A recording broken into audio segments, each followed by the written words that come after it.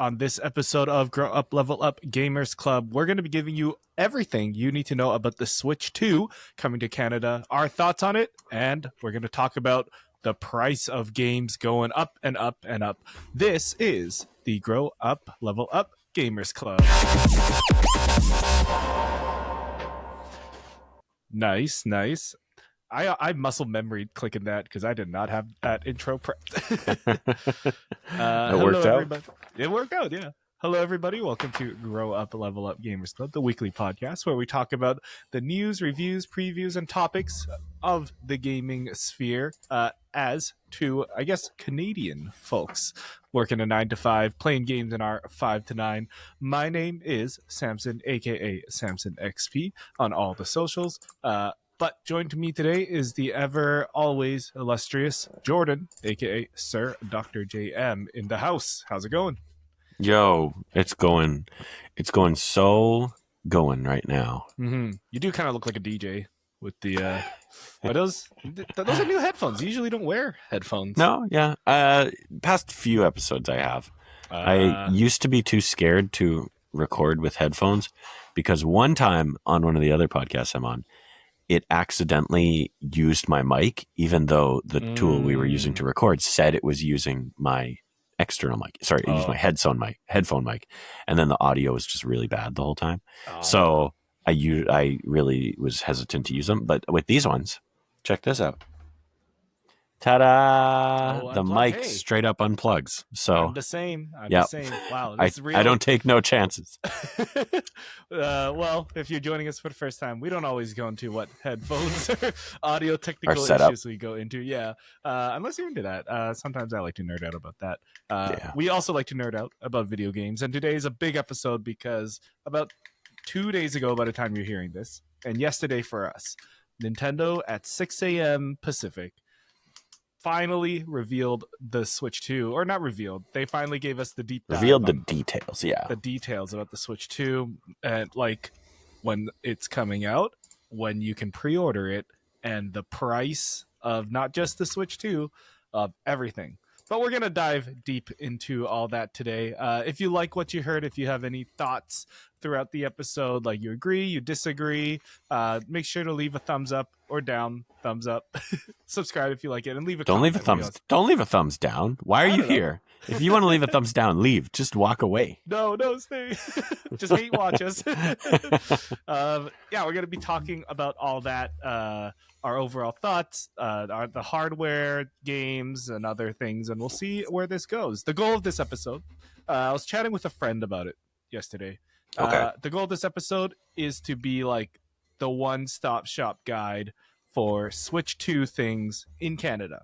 I assume most of our listeners are in Canada, and I think we also have a very unique perspective on it, since we are kind of affected by all these tariffs and the dollar, and we've been affected by it for a while, but like the pandemic with the last console launch a couple of years ago with the PlayStations and Xboxes, we're kind of going through another weird world event as a new console launches.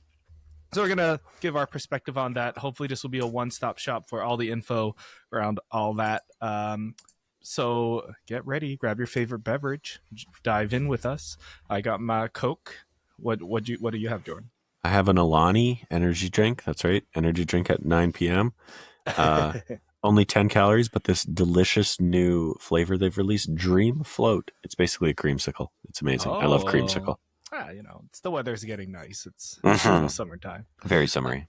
So diving into our first topic of the Switch 2 presentation. Of course, overall, I think we'll give our overall thoughts, but to give you the framework, if you just heard about the Switch 2, this is your first time hearing about what it actually is.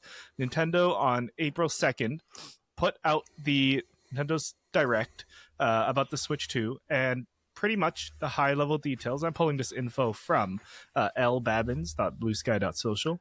L-Babbins. The Nintendo Switch 2 console will release on June 5th, 2025. And in Canada, it will cost $629 for just the console, and then $699 for the version that comes with a copy of Mario Kart. Wild stuff. So it's a pretty penny for us in Canada. $600, $700 essentially. $800 if you add tax and all that wherever you're from. Jordan was telling me that he doesn't have tax in the old Alberta, and how Look, we still have tax. We just don't have a sales tax. We don't have a provincial sales tax. Okay, we still have GST. Gotcha. You still save a chunk of money at this price. Oh, absolutely. We save a ton of money on things that cost you guys more. But yes. Yeah. So the Switch 2 is coming. And overall about the Switch system, if you've seen a Switch 1, it looks like a Switch 2. It's got a bigger screen, I think like 8-inch screen, no OLED, but it's got like 120 hertz LCD screen that can do HDR, which is also kind of crazy. The Joy-Cons are a little bigger and redesigned. Still looks mostly the same. Instead of a little slide down, it now claps into the system, so that's cool. 4K output for the system when it's docked, and it's just more powerful overall. Like it can run Cyberpunk was one of the games announced for it. Like what other big game? Elden Ring? Was Elden Ring? No, maybe not that one. Elden Ring was shown off, yes. Oh, it was? Okay. In the third-party section. Right, the tarnished edition. Yes, that's right, which makes it sound real bad. I'm like, what a poor choice of name. It's like you're actually getting a crappy edition of this game. Yeah, I don't know about that one. So it can play those modern games, and this is an overall thing with the last 10 or so years of games. Is like there hasn't really been that huge of a graphical leap over 10 years. I shared a post a little while ago where it was like the 10-year span between the 90s and the early odds. It was like Game Boy into GTA 5, and now it's like Fortnite looks the same for the past 10 years. It's a conversation for another time. Overwatch. Yeah, Overwatch looks the same. But yeah, it's exciting that they had a winning formula with Switch. They have all they needed to do was to update it, and I think for us that's kind of what, well, at least for me, that was what I wanted. I do have some more thoughts about the Switch 2 overall, but Jordan, I've been yapping for a while. Please yap to me your thoughts about the Switch 2. I'll yap to you my thoughts about the Switch 2. About the Switch 2 or like the unveiling presentation as a whole kind of thing? You can do both. Okay, so first of all, I mean, talking presentation-wise, I thought they did a really solid job with this. They had the console, obviously, to reveal. It's not so long ago that I can't remember if it was the PlayStation 5 unveiling, where they didn't actually show the console until like, it might have been like at the very end. They were like, here it is. And it was like a picture of it. And that was all they did. And it was really bonkers. So anyways, they handled this very well. Showed off the console, showed off the features. And I think everyone appreciated that with some nice flashy graphics and videos and demos here. And then, I mean, why do we play on console? For the software, for the games. And they did a great job showing off some of the games, some of the new features coming in hot, which, of course, included old and new games. And that's really what we wanted. Now, we already knew it was going to be able to play Switch 1 games. Of course, we had hoped for some features in relation to that, and we got them. So really, I think they were firing on all cylinders with this, with the presentation.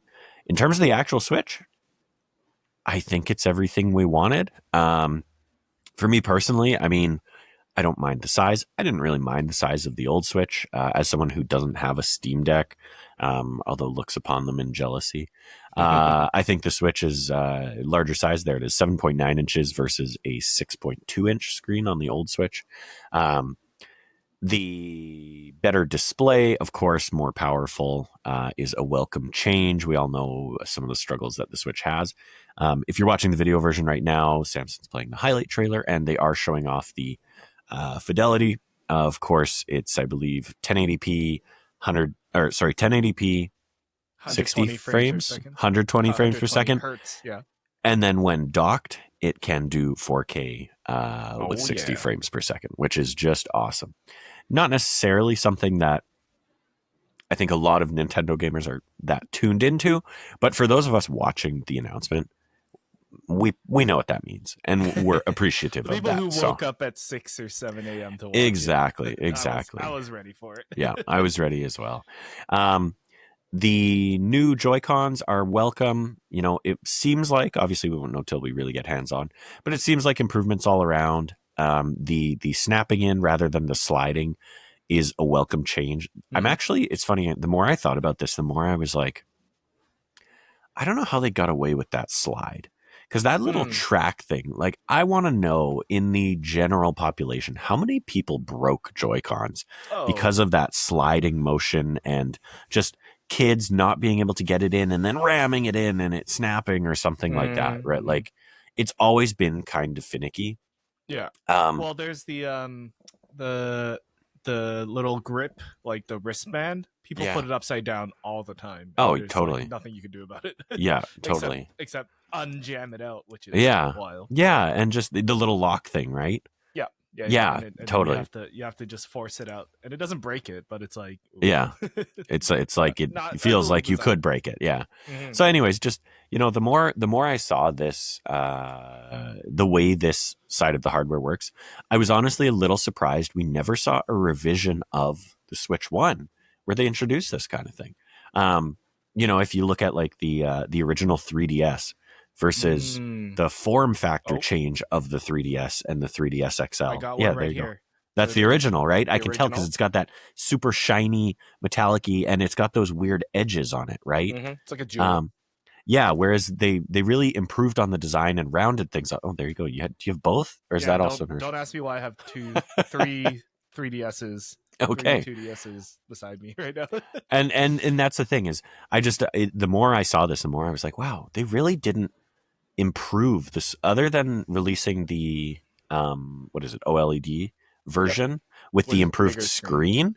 They didn't really change the form factor and the functionality, and it really kind of surprised me. Now, of course, they'd have to deal with compatibility of like, oh, you can't use your old Joy-Cons on the new version of the Switch if they had done that, so maybe that's why. But I digress. Talking about the Switch 2, I think improvements all around, at least from what we've seen so far. Watching a few videos on it, hearing lots of good things about how much more secure the Joy-Cons do feel when they're attached. Hearing different things about the actual feel of the larger size buttons, the larger size joysticks, things like that. And of course, the mouse mode. There's that to talk about as well. But anyways, that's kind of my high level thoughts in general. I'm impressed. Can't wait to get hands on and see what it actually feels like in my grippers. I know, right? I feel like I'm about the same. I'm like, it's everything I knew that was going to happen. So I am very whelmed. I'm very whelmed, and I'm looking forward to getting it. Now, diving into the hot topic. I mentioned it a little earlier, but in America, I believe the Switch 2 is $449. After converting everything in Canada, if you want to buy a Switch 2, it is $500. No, and let me get this right. $629. Right? $450 American, $629 Canadian. How does that sit with you, Jordan? 629 Monopoly monies. I mean, I just did the conversion on Google. It's actually 634. Well, who knows? By tomorrow, I know. I'm just saying. But like, tax adds another $30 at least. Where I am, another $30 onto that. You're paying $650 for the console. And correct me if I'm wrong. That is without any controllers, without the game, anything like that. I mean, it comes with a set of Joy-Cons, but no additional controllers, no games, right?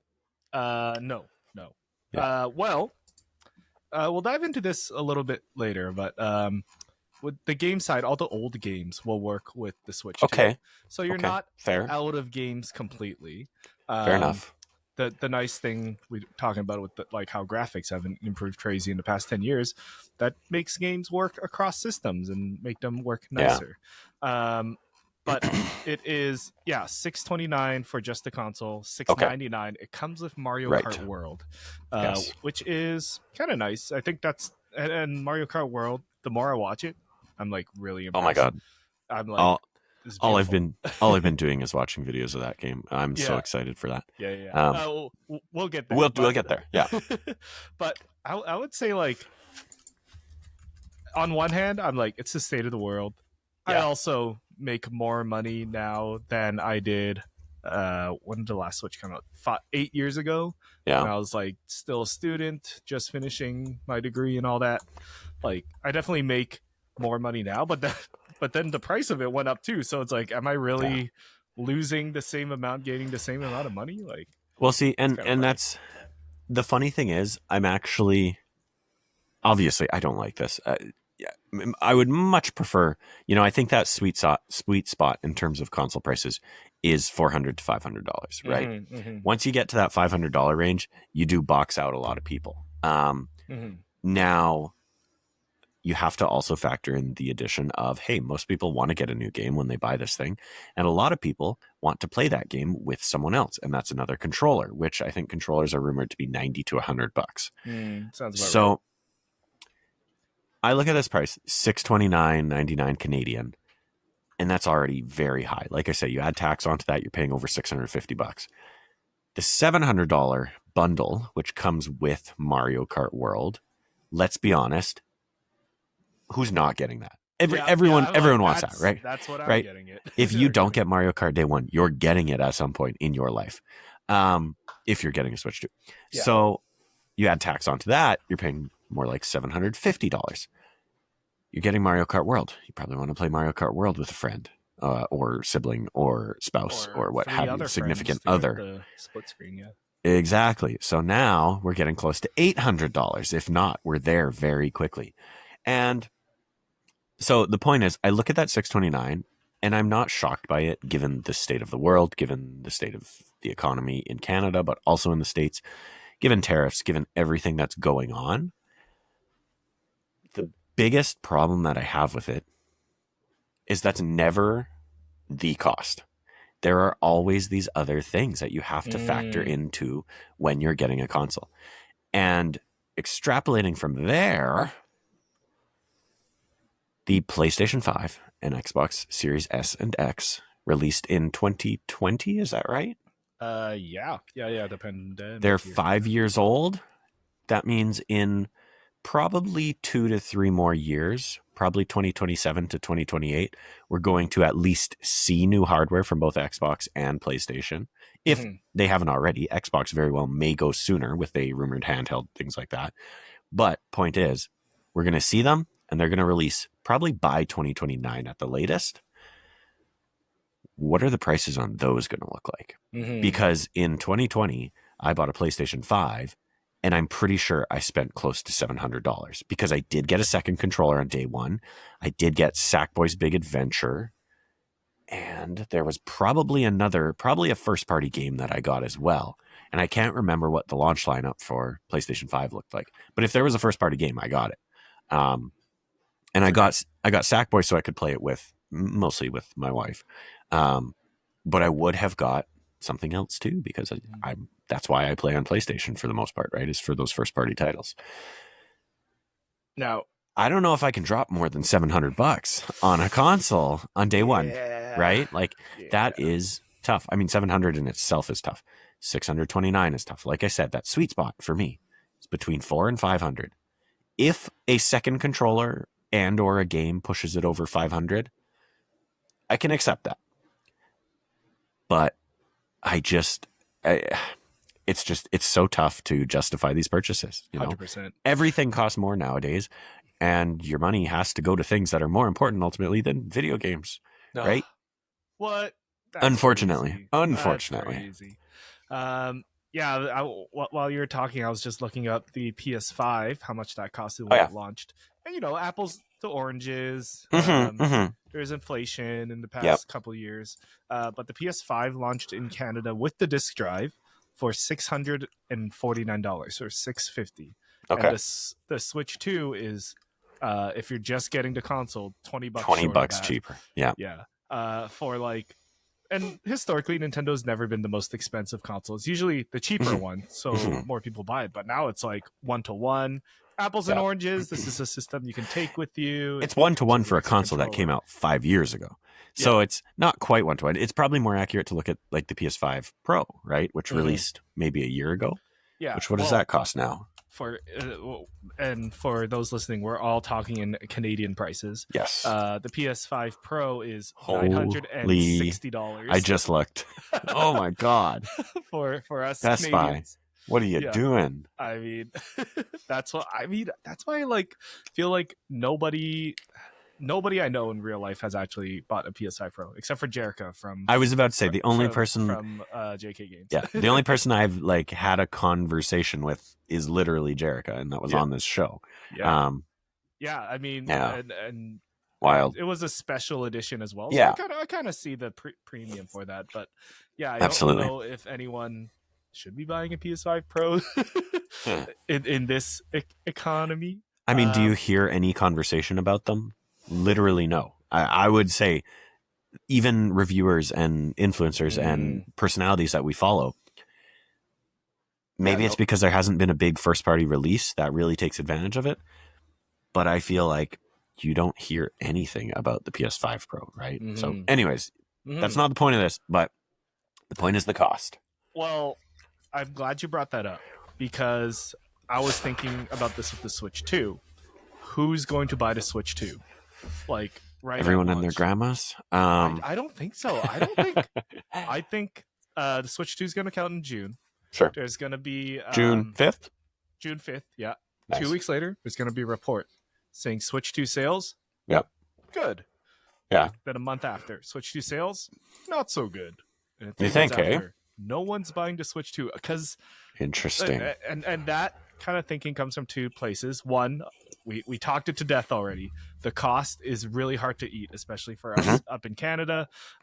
It's really tough. Like well, that's not true. I was going to say, if we weren't doing this podcast, I would never buy one, but I probably would have got one anyways. But that's also because of my life situation allows me for that. I'm going to be trading in like one of my Switches as well, like to knock down some of the cost. I'll be buying it, but then like I know a lot of like my coworkers that own Switches. Yeah.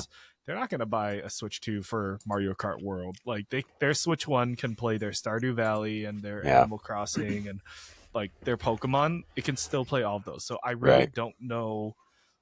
Like maybe Switch 2 is actually the Switch Pro, and it's an enthusiast thing for a while, longer than we think. Like fair enough. 5 years before they start making the new games for it, or like.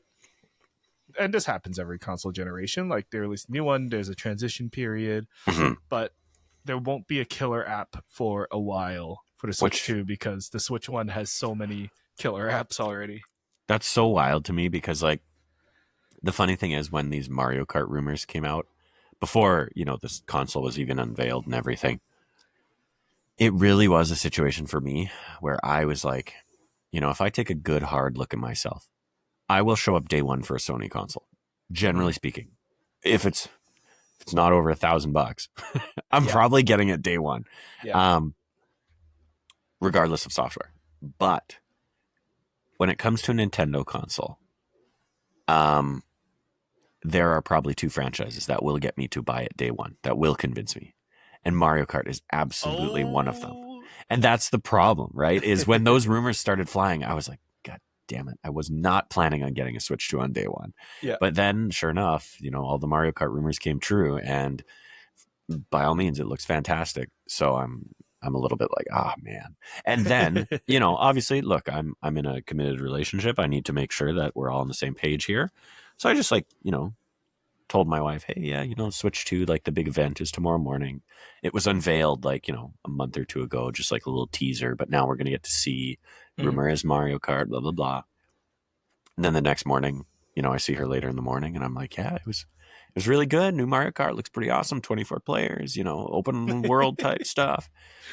And her response was literally, oh, so when are we getting it? And I was like, well, it's expensive. She's like, yeah, but like we literally went out and bought a Switch, the original Switch, when Mario Kart came out. We literally went out and bought a Wii U the day after we played it at a friend's house, Mario Kart 8 at a friend's house. Dang. Like that's our relationship with Mario Kart. We're just I guess you have to get it then. Like there you go. I know. Anyways. Getting the wife on board is a big help. Right. I didn't have to convince her. She was just in. So I think for me, I was like we've been talking about the Switch 2 for like a year at this point. Yeah. We're like, yeah, we'll trade in one of our Switches, and then we'll save up some money. Like we'll see what the price is. So like we're also ready to drop the Yeah. big money on it. But going back to the price a little bit, I'm like, do I trade in the PS5 as well? Like I don't play No. it that much. I know I Blasphemy. need it. Sacrilege. We got to scoop up the cash. Yeah, I hear you. But yeah, the more I look at this Mario Kart game, and really that's the only game that is coming out for the Switch day one. I'm like, oh, Yeah. this is like beautiful. It wasn't I know. until later that evening where I was in bed just rewatching the trailers in the morning, showing Queenie more likely, and then I'm watching it on my iPhone 16 Pro Max, like the big one. So you get all the 4K, the HDR we're watching on max brightness, and I'm like, holy, this game looks incredible. It shines. I know. And all the trailers, like the Donkey Kong one as well, and even bits and parts of the presentation. But I'm like, what the heck? Like, this looks unreal. Yeah. And I thought Nintendo games already looked pretty good for their art style, but and that's the thing. Yeah, Mario Kart has always been one that I think they do a good job of with the presentation, right? Mm-hmm. You know, it never looks bad, even on Wii, even on GameCube, which weren't necessarily, which GameCube was a little more closely aligned to PlayStation 2 and Xbox. Wii, obviously, everyone knows, quite underpowered compared to a PS3 and a Xbox 360, but even on the Wii, it looked great. On the Wii U. Yeah. And then, Mario Kart. What did they even call it on Switch? Infinite? Mario Kart 8 Deluxe. 8 Deluxe. That's right. But the 8 is kind of like an infinity symbol. That's why I was thinking that. Yeah, because you can go like... That was Halo. Halo Infinite. Yeah. Mario Kart Infinite. Yeah. Anyways. One more quick thing about the games.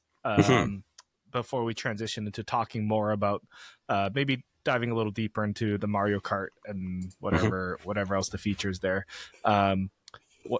One concern about the games came out is that Nintendo's going to start pricing them at $80 digital, and then I heard this was debunked, but there is a screenshot going around with $90 physical and American prices, which I think the $90 physical has been debunked. Maybe fact check me on that. But $80 American in Canada, that equates to pretty much $100, $100 plus if we're going by 90 as well. Yeah. So there is that concern about AAA games going forward, breaking the $100 barrier. Personally, seeing games in Canada creep up past 60 into 70 to 80 into 90 for like a couple of years now doesn't sticker shock me anymore. Yeah. And another thing with that is like, well, if you're buying day one, your only option's Mario Kart. So like we said earlier, probably getting the bundle anyways, and you save some money that way. And the other thing is this plays every Switch 1 game. So you're not going to be out of options on day one. Like you can get your Mario Kart and then you can go back to, like, I still have to finish Pokemon Scarlet. I need to finish Paper Mario. I need to start Super Mario RPG and Wonder. Like I have so many options to do, and now I can play it on this hardware that like maybe gets some software or hardware boosts. Play at 60 frames, 120 frames. Zelda's coming out with the patch that, pushes it to 60 frames, and I'm like, cool, now I can finally play Tears of the Kingdom. Like I have games to play that I already own. So yeah, the sticker shock is there, but I'm also not concerned in the moment because I'm not going to be buying all the new games day one. I still have so much to go back to. Yeah, and I definitely agree with you there. I think I agree and disagree. Ooh. The sticker shock of the price of games still gets me every time. I still can't believe we live in a world where and again, playing mostly on PlayStation, a first-party PlayStation game, it's not uncommon for it to be $90. Now, I also think that there's some weird line between different retailers because I feel like it's also common to find them for $80. Again, PlayStation first party. And I'm always kind of like, who's deciding this? Why is it 80 sometimes and other times it's 90? I feel like there's a little bit of a lack of consistency there. But at the same time, it sucks when you're dropping almost $100, 80 or 90 on a game, when growing up, of course, we were paying 50 to 60. And then with the PS4 generation, 60 to 70. And now here we are, PS5, and it's 80 to 90. And then, of course, you get into collector's editions, limited editions, whatever. And it's like the base price is like $120. And it does get ridiculous. So every time I see that, I'm annoyed and maybe not shocked, but I'm annoyed at it because it sucks. I did pull up an article from IGN here that was last updated today at 5:11 p.m. And it lists Mario Kart World on its own as $80. This would, of course, be US. Donkey Kong Bonanza as $70. Oh. So there is this weird... There's a bit of a lack of information on it right now. Nobody's really sure what the prices are going to be for these things. I have also heard differences in prices between online versus physical copies. And some places saying that, yeah, if you buy the game digitally from Nintendo, it's going to cost $10 less, right? So Mario Kart might cost 70 if you buy it online. But of course, you buy a physical, it's going to cost 80. I can actually understand that. I actually think that's kind of reasonable. I would love it if PlayStation did that as well. Hey, spend, it's only going to cost you 80 for a first party game if you buy it straight on the store, because I don't remember the last time I went out and bought a physical PlayStation game. Anyways, that makes sense. The other thing, the last thing on the game prices is it doesn't, again, it always annoys me. It doesn't really surprise me. And it doesn't really upset me seeing these prices on the Switch games, because all it's really doing is bringing them in line with the other console manufacturers, right? So it's unfortunate. Everything costs more now, and that sucks. And we're getting ever closer to games launching at $100, but it is what it is. Yeah, and the bigger, we can bitch and moan about it, but in the end, games are cost expensive to make. Programmers, artists, the people that run things behind the scenes, they also deserve to be paid fairly to get to live in this economy. So at the same time, I'm like, sure, in the end, they're not making me buy Mario Kart World, or Donkey Kong. I'm probably gonna skip Donkey Kong, but they're not making me buy these games. And if I do, I just think of it as I get this cool experience. All the artists and whoever get paid fairly. Hopefully. And that's a great point. I've often talked on this show about the fact that when it comes to Overwatch, a game that I've enjoyed for close to 10 years, I've never actually spent real money on a single battle pass. The only times I have spent money on the game are those larger expansions, those larger drops that they've done.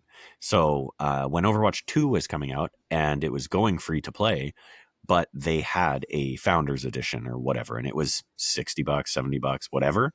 And it was basically the cost of, hey, yes, this is a free-to-play game, but you could get all these extra goodies for $70. And I said, look, I've been playing this game for 7 years straight. I want to support you. So I paid into that. Then when the big PvE drop came, season 6, I think it was, again, they had a $50, $60 pack that dropped with all that content. And I said, I've been enjoying this game for free for how long? I'll drop that again. So in total, I have spent, maybe $120 on Overwatch. I didn't even buy the original copy of the game that I got. It was gifted to me. So I'm totally with you. I don't mind. I like supporting these developers when I can. I would almost like it. I feel like it would hurt a lot less seeing these game prices if the console price was lower. It's kind of like, come on, Sony, Nintendo, Xbox, you guys can take the hit. You're the big corporations. You guys take the hit on the hardware, make it up on software. I mean, everyone knows the consoles are usually where the company loses the most money. When the PS3 released, I think there was a lot of talk about the fact that Sony lost money on every single PlayStation 3 sold until the third year of production or something like that. Which, hey, that was a big mistake on their part. They should have looked for some cheaper parts. But anyways, cell processor, yeah, nobody else makes them. But. They should have just sold it as a cell process instead of processor. But anyways, yeah. So yeah, that's fair. There was one more thing I want to say about the price before we move on to talking about the games. I really wonder if the reason why it's priced this high is because one, the tech is actually crazy. Yeah. The amount of stuff it comes with, the design. It's basically a PS4 Pro, Xbox Series S in your pocket, which is insane. But I think that's just the way like gaming PC handhelds are nowadays. Yeah. And I think that's where they need to be if they even want anybody to buy it. Like no one's gonna buy like a DS powered machine these days, no matter how good the games are. It has to look on par with at least your cell phone. Or your Samsung phone, your iPhone. It has to look kind of close to that so that people will be like, oh, this is something that can give me something of comparison to something I already have and more. Yeah. So just the reality of things. The funny thing is the closest that you do get to that is something like an analog pocket, which is a bit of an enthusiast device these days, right? That's for people who really want, hey, I want to have nostalgia for those handheld games that I used to play on my Game Boy Advance, on my Neo Geo, on whatever. And that is, I just looked up the price, $200 to $250 ballpark. Yeah. But the fact is, you don't get that, and then you have to spend 50, 60, 70, 80, 90 bucks on a game every time you want to play something. You download 1,000 games on that thing. I'm almost certain it actually comes with a whole bunch of stuff pre-installed. So it's an enthusiast product, even more so than a game console. Yeah, but for sure. The point is, you're right. Nintendo's never going back to selling a Game Boy in addition to their console line now. Yeah, it is one. Well, they'll never be the cheapest player on the market anymore. True. Yeah, it used to be the Wii, $200, crazy. Moving on to the games. So overall, with the Switch, $629 Canadian, $699. Jordan and I will be there day one, but I personally don't see it catching on for like at least a year or two. I don't think people are buying the Switch 2. That's very interesting. And you know what? I'll make a quick prediction, then we can move on. It drops on June 5th. That is the start of June. Obviously, there will be a swell around it when it drops, people like us.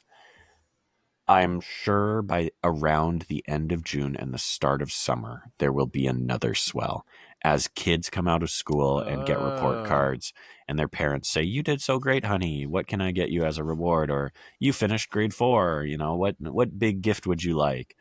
I have a feeling that market will tap in, especially going into summer. Kids have a lot of spare time, stuff like that. But then throughout the summer, you're right. I could definitely see it tapering off. That's also, I believe, July 17th or something is when Donkey Kong releases. So I think they have kind of thought that out, right?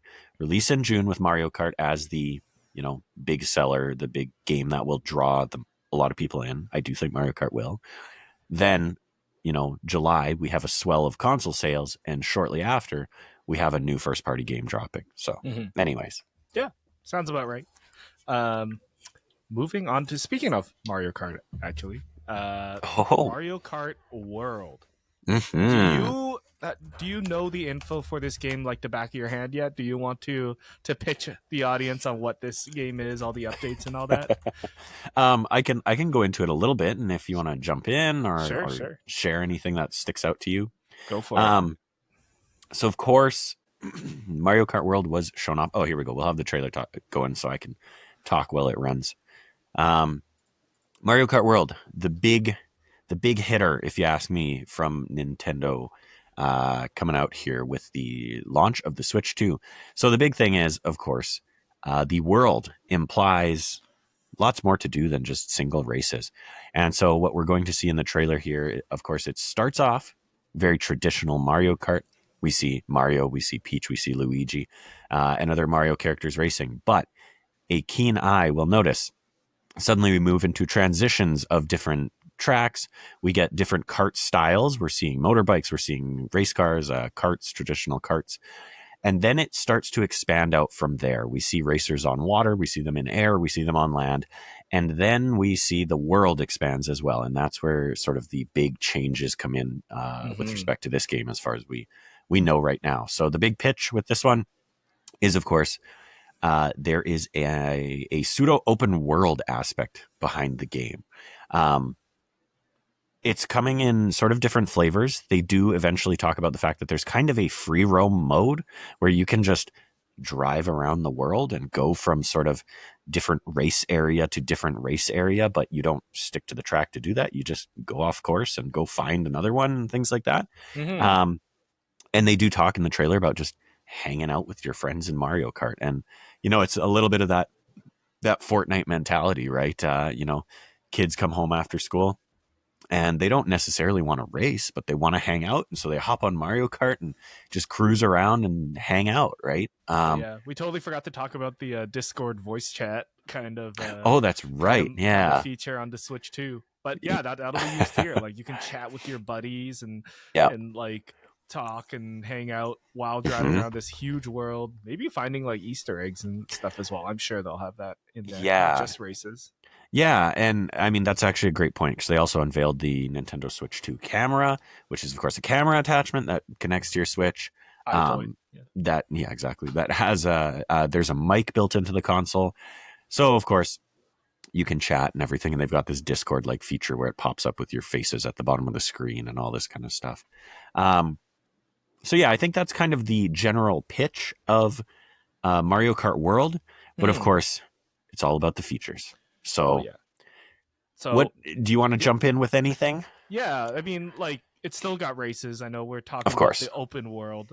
You still do races between 24 players this time instead of, I think the last one was just 12, right? It just capped out at 12. So now 24, which is kind of huge. I thought in this trailer, if you're watching on YouTube, they do like a lot of like drone shots where it pans over the racers going, and it looks so cool. Like just so many people racing at the same time. There's a couple new modes. Like Jordan said, there was the open world where you can go explore and hang out with friends. For the race mode, there's the normal Grand Prix. But I believe like the Grand Prix doesn't stop when the race stops. You actually have to start driving to the next track, which is a really cool way to keep you engaged, because there's a lot of times where it's like, oh, that was a good race. Now I can get up and get some water or something. So, gonna add one more thing. Go ahead. With the mode is the knockout mode, which is kind of more of like a battle royale-ish kind of mode where you have to place above a certain placement or else you get eliminated from the race. And I'm the most excited about that. Like that seems really intense. Sorry, you were saying. That's okay. I was going to say, so I think what I have learned through watching Mario Kart videos today is that there's still a traditional Grand Prix mode where you do 4 contained races, complete one, move on to the next, complete the next, et cetera, et cetera. I think the knockout mode is that the mode that you mentioned where you go from race to race. So as far as I understand, you will start on one race, and it's a lot like Wario Mountain, where it's not lap based. You don't do 3 laps. You start, and then you come to the end of that, and then the knockout comes where the last 4 people to reach the finish line are eliminated. And the rest of you just keep on going, and you drive to the next course or the next checkpoint. Really, it's not the next course. And again, the last 4 people are knocked out, and et cetera, et cetera, et cetera. You do however many races there are, 4, 6, whatever. I know there's some graphics in the video there that look like it's like 6 connected races. Okay. So I'm not sure if that's 2 separate modes, if it's a Grand Prix where you drive from race to race, or if it's just the knockout mode is that sort of larger, almost battle royale kind of mode. But yeah, maybe it's both. Maybe it easily could be. Yeah. That'd be cool. Yeah. What's your hype levels, Jordan, seeing this? Like, I mean, hype check. So like when the rumors were flying, my mind, and like this is why I'm not a game developer, was very much like, how do you improve on perfection? Because aside from the golden days of Double Dash, I would have previously said that Double Dash was the best Mario Kart. Mario Kart 8 on the Wii U definitely dethroned it, but like also was like pretty close.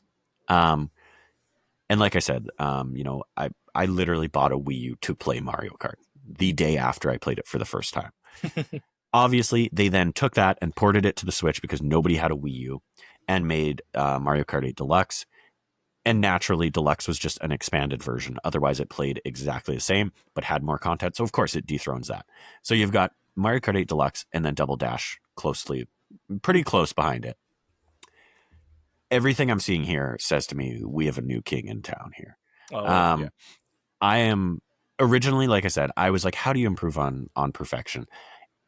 And it looks like they may have. I mean, looking like we don't even need to talk graphically because, of course, it's a beautiful game. Like I said, Mario Kart games are always a showcase, just because. I mean, racing games in general, the genre kind of lends itself to good looks, but Mario Kart always looks good. But the features that they're introducing here, I don't know how they came up with this. The knockout mode just seems like it's so easy, so obvious. But how come we've never seen it before? How come I've never thought of that? It's such a cool idea, and it really does it's like the closing ring in Fortnite, right? It builds that hype, it builds that tension as you get further and further in. You need to be further and further in the lead because if you're in that back four, you're gonna get cut once enough people pass the checkpoint, right? Mm-hmm. So I'm really excited to see what that's kind of like with the tension building and everything. What are your thoughts? How about you? How's the hype? Yeah, I think you're definitely like way off the screen here.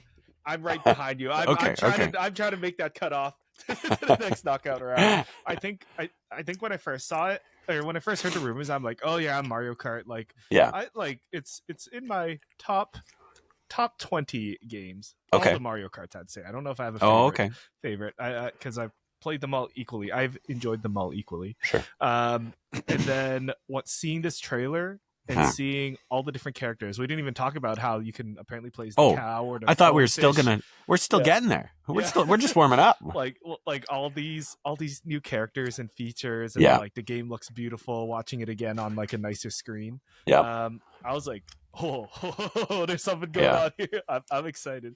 The fact that they announced it's coming out on the same day, I'm like, well, that just justifies my same day purchase because I really want to play this. Yeah, I'd say like upgrades all across the board. The idea is genius, where it's an open world. You could drive around and explore, which is kind of closer to what Mario is about, like exploring and finding secrets. But now you can do it in a cart with your friends. I never really did that in the Forza games. Maybe it's just because I didn't have friends that wanted to do that. But Mario Kart, maybe. So I'm really excited to do that. And then, yeah, I think the knockout mode, like you said, it's like it's so obvious. Why didn't they do this before? Why don't more games do it? Builds that tension, and it's like such a cool challenge. Like yeah, you could be in 20th place, and you're like, oh well, I still finished the race. But no, now if you're in 20th, you're not. You're don't done. Get to play. Yeah, totally. You have to watch. So that makes it a lot more challenging and hype.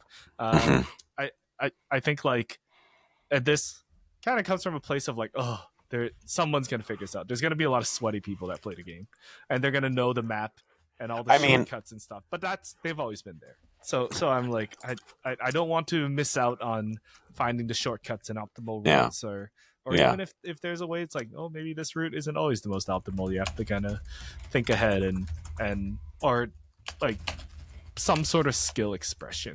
But yeah, Mario Kart World, I think, is the most interesting Mario Kart for in recent memory. That being said, the last Mario Kart's more than 10 years old at this point. So it's been they've had a long time to really iterate on this concept. There's been a lot of kart racers that have come out since then, but yeah, Nintendo really just like threw it down on the table and said like, what do you want, Sonic All-Stars? What do you, Crash Bandicoot? Like, what are you guys still doing single races at a time? Yeah. Like we're out here making a whole open world for our kart game. Yeah, so I'm excited. It's definitely going to be a day one buy for me, even if it wasn't before. So yeah. Really excited about Mario Kart World. Is there another game you wanted to touch on in this little preview? I think we'll need to do like a part 2 of all the Switch coverage because there was a lot that was really fair enough. Yeah, I mean, honestly, like I could continue going about Mario Kart. There's so much that I'm excited for. I pulled up a list of characters that people have spotted, and like, oh, go for it. Yeah, there's some deep cuts here, like characters you won't even know without Googling. Biddy Bud, Okay, let me Google that. Cataquack, Charging Chuck. Oh my gosh, I didn't know I this mean, guy had a name. you can probably guess who this one is. Fishbones. Mm, We got Moo the cow from Moo Meadows. that guy There's Bitty Bud. I Yeah, love. little ladybug like guy. Oh, okay. We've got Nabbit. You might actually know Nabbit. Yeah, I know Nabbit. Where's Ninji? Peepa's in here. Ninji, surprisingly not making the list, although it's entirely possible we just don't know Yep, about it yet. yep. Obviously, we may not know all the characters. I don't know, Stingbee, Sure, a B. Rocky Wrench, Sidestepper, Snowman. You probably don't know who that is, but he's a snowman. Surprise, surprise. Anyways, just the list goes on, and yeah, I like I say, I could do a whole episode about Mario Kart and speculating about World and gabbing about all that I'm excited for. But maybe we should put that in the doc. Sounds if good. We had one in the Discord chat. We'll do a deep dive of Mario Kart World, and you know what? Perfect. They are doing that presentation in like 2 weeks as well. That's a great point. They're doing a direct, so maybe we can revisit the Mario Kart topic there. Absolutely. But yeah, no, super excited for that game. I cannot believe that I am hyped for a Mario Kart again. I don't even think I was hyped for number 8. I was just like, yeah, okay. It's coming out. I'll buy it. It's fun to play with friends. Fair enough. But this one got me like, do I reinstall 8 on the Switch and play that for a little bit? Easily my most played game on the Switch. So yeah, I got to check mine. Yeah, the last thing about the Switch 2 coming out June 5th, we're going to do like a trip with some friends the weekend before. So like, could it not come out a week earlier? And we can take it, and everyone's there, so we're all playing the Switch 2 anyways. Yeah. And then you wow them with Mario Kart, and then they go home and get one the next day.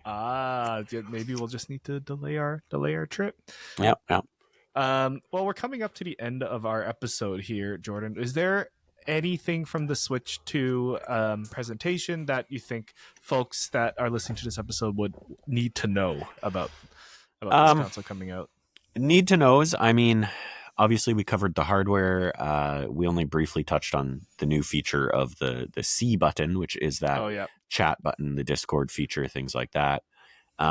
We didn't talk about the fact that the mouse mode is confirmed. That's true. They showed it off. Yep, you turn your Joy-Con on the side.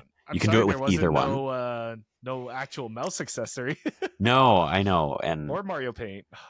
No Mario Paint, no Mario Maker. I still think it's coming, but they did announce new Kirby, although not quite in the same vein as what I had predicted. So, but anyways. Air Riders. Yeah, so on the hardware side, just those couple of things that we didn't really talk about here, but impressions of the mouse mode do seem positive. They do seem to say that it works well when you want to use it. Of course, they showed off Metroid Beyond on the software side, and it is a first-person adventure style, first-person shooter kind of game. And everyone says that the mouse mode works really well with it. There was another game, Dragon Drive. That's it. Yep, Dragon Drive. You basically play basketball, wheelchair basketball, and you use both Joy-Cons turned on their side as mice, as if simulating using rolling around in a wheelchair. Yeah. Every impression I've seen says that works great. So that's awesome. We touched on Donkey Kong. Of course, we didn't quite dive into it. I don't think either of us are, super jazzed for a Donkey Kong game, but hey, it looks cool. Lots of destructive environments and stuff like that. The one sort of big thing that we didn't touch on yet, of course, is coming to Nintendo Switch Online and exclusively on Switch 2 is some portion of the GameCube catalog. So I believe they showed off 4 titles that will be releasing on there. Yeah, I think it was Soul Calibur 2. Or Soul Calibur 2, F-Zero. Trying to remember it off the top of my head. Legend of Zelda Wind Waker. Oh, yeah, that was funny. And possibly one more. And of course, as does with Nintendo Switch Online, other games will come to the service as well under the GameCube banner. Oh, Mario Sunshine? No, I don't think that's... This list is just kind of a... Hey, here's what we want. Yeah, right. Well, yeah, and it's funny because GameCube it was technically my first home console, so I have deep nostalgia for it. That being said, I barely touched the Nintendo Switch Online things, even Yeah. for the Game Boy stuff that I play. So I don't know how much of the GameCube Online, old game is old, that I'm gonna Yeah. actually go back and play, except for Mario Strikers. I think I heard the new one wasn't good, so I'm like, all right, let's I heard bring that as back well. the OG. Nice. That's so great. so so I might be partaking in Strikers a lot. Right Uh, on. I think it was actually only 3 games: Wind Yeah, Waker, F I Zero, looked and it up Soul too. Calibur. Yeah. That's what I'm seeing as well. And for all intents and purposes, impressions have been good or good enough. Of course, when it comes to something like Wind Waker, the biggest complaint that I've seen is Wind Waker got an HD remake on the Wii U, and it sounds like that is the preferred version to play. Weird. This GameCube, the biggest drawback I heard to this Nintendo Switch GameCube, whatever you want to call it, GameCube edition, Online, whatever. yeah, Nintendo Switch Online GameCube versions, is that it is very much just, hey, we took the old GameCube game and we threw it on this service, which means things like the text on screen is not great. Obviously, graphics are what they were before, which for some people is fine. But I think the big drawback really is when it comes to that on-screen text and everything, lots of jagged edges and things like that. Of course, the screen resolution also comes into play. GameCube was, of course, still largely living in a 4:3 era. So you will have those bars on the sides of your games when playing in the GameCube mode, which is the case with, I believe, Super NES and the NES games currently on Nintendo Switch Online. So I think even some of the Game Boy games have that I'm weird sure. ratio. Yeah. On Switch. Yeah. Well, and again, coming back to that Wind Waker, like the HD remake of Wind Waker was widescreen, right? It did fix that. That's and apparently, the weirdest thing. They already did all the work. Apparently, it also improved on a lot of the controls and things like that too. So it's almost, again, I think from what I've heard, that version is the version to play if you can. And hey, I have a Wii U, so I could. But anyways. And why is it stuck on that old system now? It's yeah. so weird. They did all that work and then took it away. And I don't think it's unreasonable that we will see that version brought over in addition to this. Yeah, I could. It's easy money for Nintendo, honestly. They could bring any Mario game and any Zelda game over as a refresh and people will be into it. And that is kind of one of the few that I think is really locked where it is. I mean, Twilight Princess is the other one, the other big one that I think is kind of stuck. I mean, I guess Skyward Sword is kind of stuck on the Wii. Or did they re-release that? Yes, they did. They did. Okay. Release that. Yeah. So I guess those two then are kind of, and there have always been lots of rumors that they're remaking them, but who knows? Holding them for when they need to. So weird Nintendo decisions. As always, we always need to expect. WND. Shouldn't be surprised. Yeah. Well, I think that we should do a part 2 to our Switch coverage, maybe in a couple weeks, because it's going to be a little different for us over the next couple weeks. Maybe I'll announce it now, but we are doing another interview coming out later this month. For next week's episode, maybe we'll do a little follow-up on the Switch, and then the week after, so 2 weeks from now, I don't know why I announced everything out of order, we will talk about the Mario Kart World Direct. So get ready for that. But thanks for coming to this Nintendo Switch 2, what you should know as Canadians. The prices. We mostly talk about the prices because it's a struggle. But Switch 2, $629 Canadian. $6.99 if you get the Mario Kart bundle. It's probably what me and Jordan are getting. June 5th is when it comes out. But I think pre-orders actually start next week on April 9th. Yeah. Are you going to camp at the GameStop lineup? I don't think they're going to do that for this. I think they'll just take your name down and let you know when it comes. No, yeah. I honestly, like I say, I easily could get in on day one. It is entirely going to be a financial question of, can I afford to drop $750 right now? Because I will be getting a second controller because I want to play Mario Kart with my wife and with my kid, right? You'll be getting a couple, a couple extra controllers. Yeah. So anyways, it will ultimately come down to, hey, can we actually afford this right now? So we'll see. We'll play by ear. but I would love to get it on day one. So, anyways. Just doing the quick calculation here for us folks in BC. The tax. With our tax, $699 with our 12% tax is $783. Yeah, so you're already looking at $800. Yeah. Yeah. Insane. Yep. So insane. Yeah, that's why I'm looking at the PS5 and I'm like, do I really need you? Do I really need you? I get it. Ghost of Yote is this year, supposedly, but I'll be playing Mario Kart World for the next 10 years. But that is our episode this week. Let us know what you think. Are you getting sticker shock from everything? Are you still going to buy a Switch 2? I don't think the price is ever going down. So are you ever going to buy a Switch 2 ever? Like, do you see a point? Yeah. We really want to know. Leave a comment below. If you liked the episode, don't forget to thumbs up and subscribe if you loved it. As we close out this episode, like I said, we are Grow Up, Level Up Gamers Club. We do weekly podcasts about the hot topics in the gaming industry each week from a Canadian perspective, as folks that work 9 to 5 and have really precious game time each week. Jordan, as we close out this episode, where can people find you? People can find me on social medias everywhere at Sir Dr. JM. That's Sir DRJM.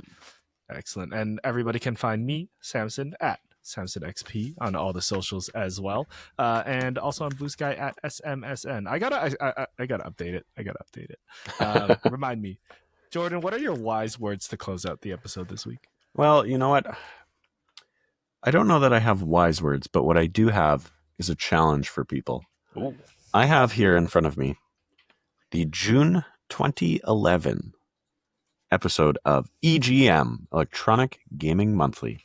The cover story, Dead Island, the original Dead Island.